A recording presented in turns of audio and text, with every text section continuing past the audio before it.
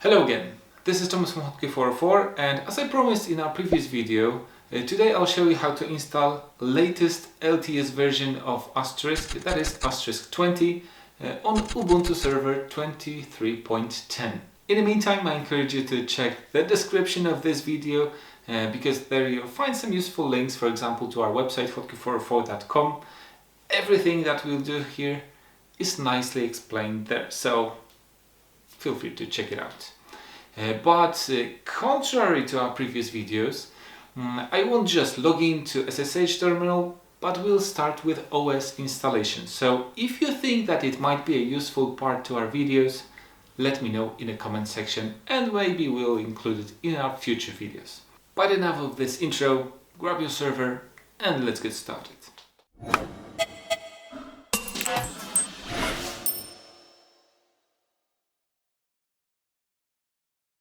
As I said in the introduction, today I'll show you how to install complete operating system from scratch. So I connected virtual media with Ubuntu Server 23.10, and as you see, the system is starting. And by the way, I'm using open source Proxmox environment, and I'm thinking about creating some videos about this software. So if you want that, let me know in the comment section. But for now, I'll show you how to prepare your OS. So after Willkommen, Bienvenue and so on, we'll select the language, and then we want to install Ubuntu Server, but Ubuntu Server minimized, and this is a very small amount of packages. Then network connections, and we'll change our Ethernet from DHCP for IP4 to manual configuration. First start with the subnet, which is address of your network, then address, gateway, and name servers. I'll provide Google DNS. After applying those changes, we will skip proxy address, and after mirror location passed all the tests, we'll continue with our installation. On the next screen, we will use guided storage configuration. You can use custom, but I think it's much easier to just use guided configuration. You can encrypt your storage. You can choose whatever settings you prefer. If you're pro, probably you use custom storage, but for now we'll just use default configuration. We will confirm destruction of our storage, and then we will create a profile. And this is really important because you won't be able to log in as root. You need to create an additional user for Ubuntu or Debian systems. So I'll just create a user named hotkey. Then, this is also important, if you want to connect via SSH, install OpenSSH server, and if you want to import your identity, you can use this also. Finally, after skipping additional features, we'll just wait until the system is installed. If you see Reboot Now button, it means that the install is complete. So we will reboot our operating system, unmount our CD, which means in Proxmox I will just eject the media. And as you see, during first boot it creates some certificates, some initial settings, so you can just wait a few minutes. And then, as you see, you won't be able to log in as root because Ubuntu and Debian in most configuration prevents this. So we will log in as our hotkey user, and if we provide our password, we'll be able to log in. Now we can just switch to SSH because I personally think it's a bit easier to just copy-paste some commands into your terminal. So let's do just that. Now I will quickly jump to SSH terminal. With Who Am I, you'll notice that we are logged in as hotkey user, but this user is not allowed to use install commands.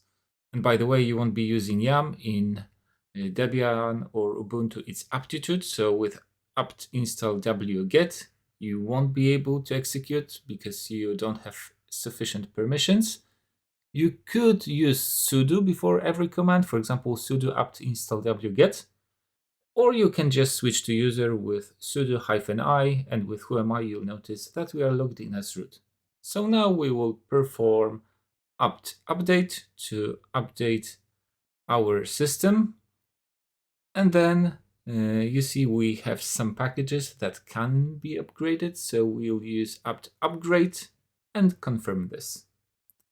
Then we will install necessary packages, apt install nano and tar, because I think it's good to have a proper notepad, and we want to be able to unpack our packages.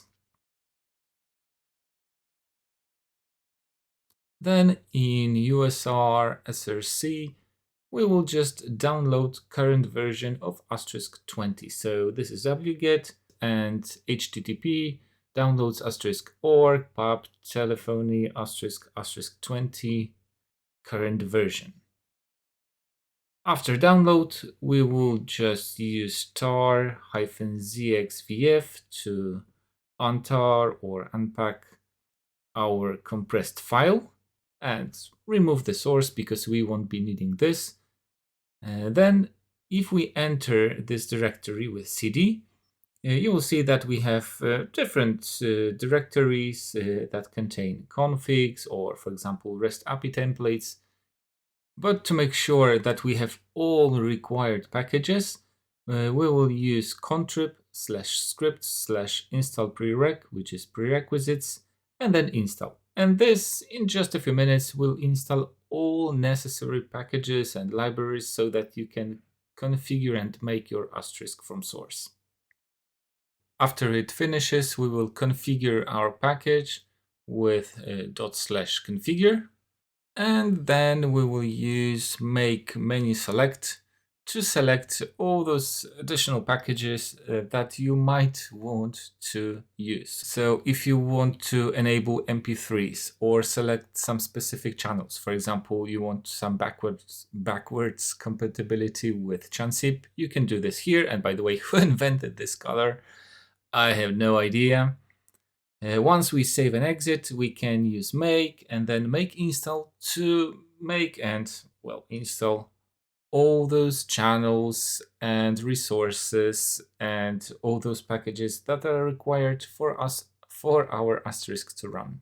In the meantime, as usual, I encourage you to take a look at voipro.com, which is our newly released SaaS software that allows you to fully monitor everything that happens on your Asterisk server. But for now, we'll just go back to our configuration, use make samples to create all those sample files. Then we'll create a new directory with make dir etc asterisk, for example, samples, and move all our files there. Then we'll execute make basic pbx to just create a very basic configuration, make config to create all startup files. And then after this, we'll be able to use systemctl enable asterisk to add our service to startup. Then systemctl start asterisk, and status will show that our system is loaded nicely. Then after we enter the console with *r and maybe some v's, core show settings will show that everything runs smoothly. And then, just to confirm, I will show you LSB release that in just a few minutes we have installed Asterisk 20 on Ubuntu Server 23.10. So that's it for today. I hope you were able to do this. As you see, it's just a few commands. So enjoy your installation, have an amazing day, and see you in the next one.